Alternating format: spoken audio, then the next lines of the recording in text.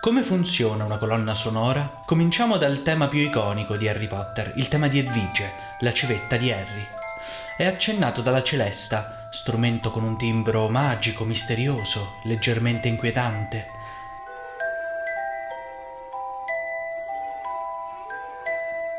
Il primo a usare la celesta è stato Tchaikovsky nel balletto Lo Schiaccianoci del 1891 per descrivere il personaggio incantato della fata confetto.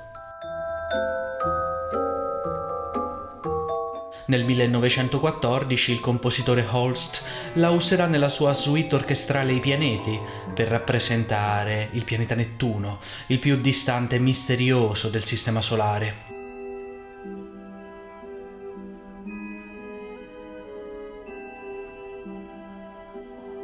Sappiamo che il compositore dei primi 3 film della saga, John Williams, è un grande appassionato di Holst. Se ascoltiamo attentamente al principio del tema di Edvige, prima che i legni riprendano il tema principale, possiamo sentire addirittura l'oboe che imita il verso tipico della Civetta delle Nevi, con delle appoggiature.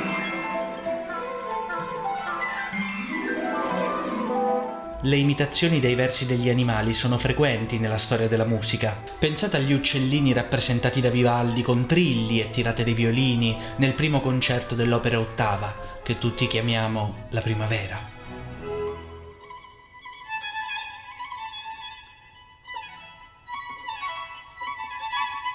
L'imitazione degli animali è usata da Williams anche in altri luoghi della colonna sonora.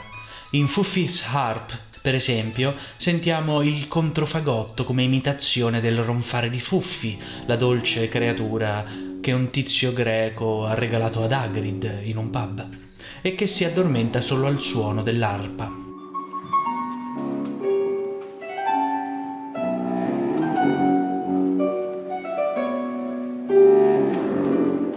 In questo brano la parte delicata dell'arpa duetta con quella profonda del controfagotto, uno strumento con un suono bassissimo che rende da un lato l'immensa grandezza di Fuffi e dall'altro rappresenta in maniera onomatopeica il ronfare dell'enorme cane. L'imitazione degli animali, come dicevo, è una costante nella storia della musica.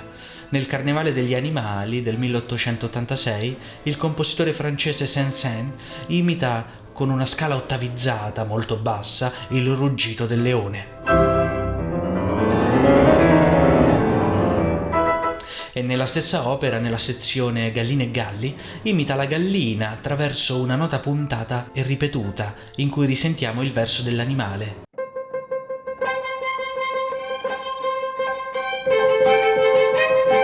Il che ci ricorda un po' una delle sinfonie parigine degli anni 80 di Haydn, la numero 83, La gallina appunto.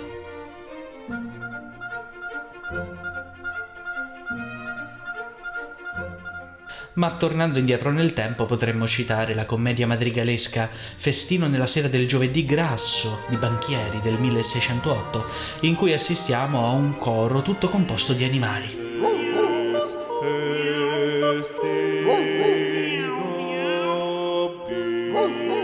Nel tema di Edvige gli archi producono lunghe scale ascendenti con note congiunte e molto vicine tra loro.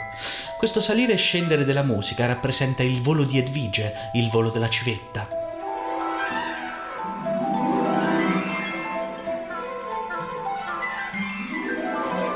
Un meccanismo simile è stato usato nel 1900 dal compositore russo Korsakov nell'opera La fiaba dello zar Saltan per rappresentare il volo di un calabrone.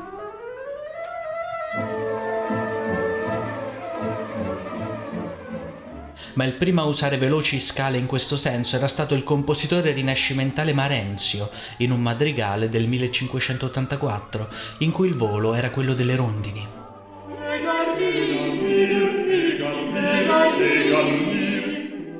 In Harry Potter questo stesso meccanismo è usato per rappresentare il volo delle scope o il volo della piuma nella famosa scena di Leviosa.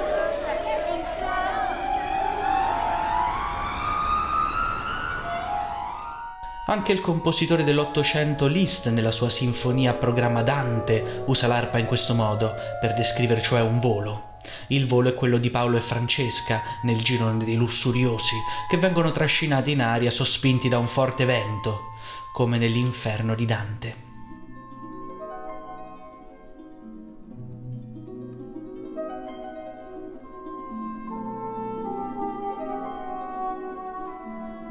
Qualcosa di simile accade nella scena del volo di Fierobecco nel Prigioniero di Azkaban, che inizia con il suono furioso dei timpani che imita quello degli zoccoli dell'ippogrifo mentre prende la rincorsa.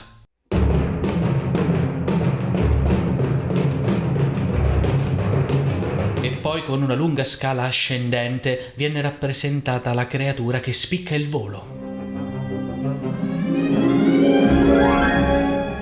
In questa scena Harry, a cavallo dell'ippogrifo, si innalza sempre di più nei cieli sopra Hogwarts, e così anche la musica modula progressivamente sempre più in alto, passando da fa minore a si minore fino a do minore, in una serie di modulazioni che rappresentano anche lo stato d'animo di crescente esaltazione di Harry.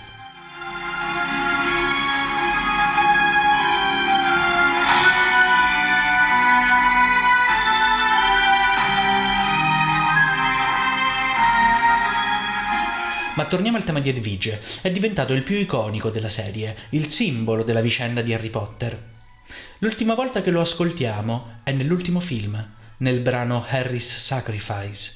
La partitura accompagna il momento in cui Harry si appresta a sconfiggere Voldemort, consapevole di doversi sacrificare per riuscirci. In un'atmosfera oscura e malinconica ascoltiamo il famoso tema per l'ultima volta, ma incompleto. Si interrompe bruscamente e in questo modo simboleggia la morte prematura del protagonista.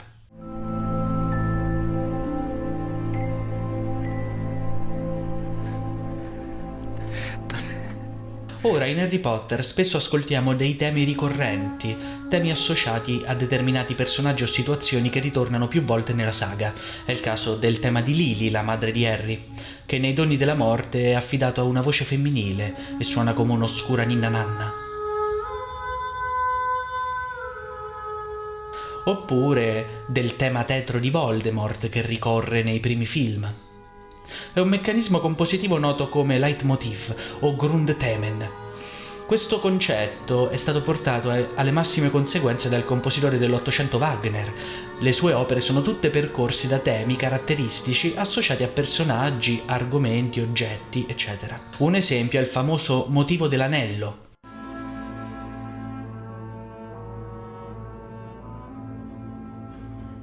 Un motivo circolare che ritorna continuamente nel suo ciclo di 4 opere L'Anello del Nibelungo. I temi possono anche essere usati per evocare un ricordo.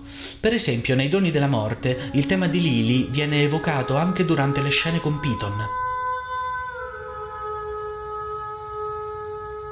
Chi conosce la trama sa bene perché, ma in realtà il tema compare prima che Harry o lo spettatore scoprano il legame tra Piton e sua madre, in quella che risulta essere quindi una sorta di prefigurazione musicale. Ora, i temi che rappresentano un personaggio o un concetto possono anche comparire modificati. Berlioz, nella sua Sinfonia Fantastica, racconta l'innamoramento di un giovane artista e rappresenta la sua amata con questo tema.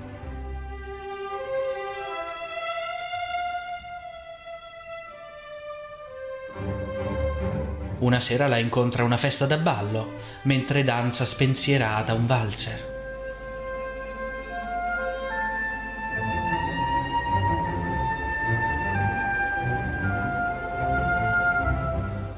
E infine la vede dopo aver assunto una sostanza psicoattiva e tra i fumi della sostanza la vede in questo modo distorto e grottesco.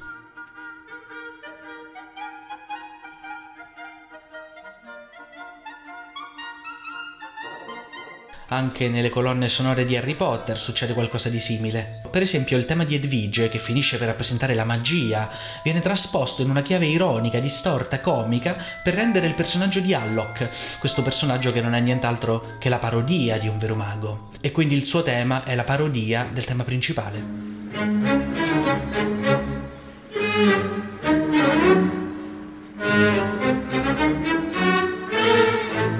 C'è nella colonna sonora della saga un meccanismo molto antico che ho già affrontato in un video dedicato su questo canale, che è il basso di lamento, un tetracordo discendente da sempre associato al dolore e alle lacrime.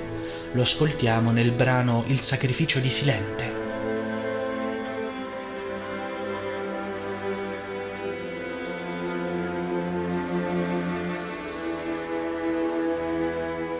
Lo stesso basso discendente lo ascoltiamo frequentemente nella musica barocca, sempre associato al dolore, come in questa sconsolata monodia o aria a voce sola di Barbara Strozzi del 1664.